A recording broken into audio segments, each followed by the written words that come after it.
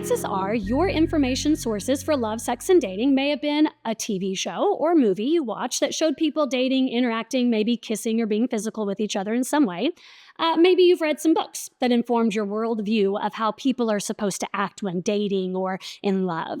You've probably seen students who are dating in the hallway at school or at games or on the bus, and they might be your example for what you have in mind of what it's supposed to be like to have a boyfriend or girlfriend.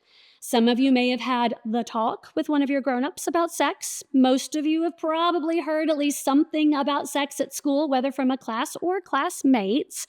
But have you ever thought about looking at the directions God, the creator of it, gave us? Well, now, in fairness, I didn't spend a lot of time going there when I was your age either. Turns out, though, God had a lot to say about it from the very beginning. The book of Genesis in Scripture literally means beginning. It's like God's origin story. It starts out before there was anything. No earth, no stars, no plants, no animals, no people. Then God decides to make everything. He designed an entire cosmos down to the tiniest of details, how it all would work together perfectly in total harmony with each other.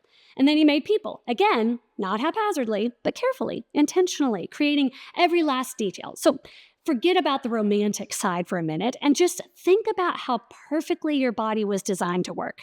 Think about our body's systems and steps for getting what it needs to be strong and keep functioning.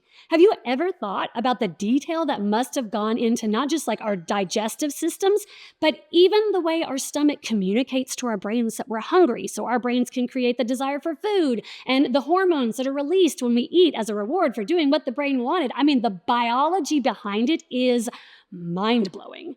None of that was created by accident. It was all carefully and intentionally crafted by God. So in Genesis, we see how God created everything, and he created it all to work together perfectly.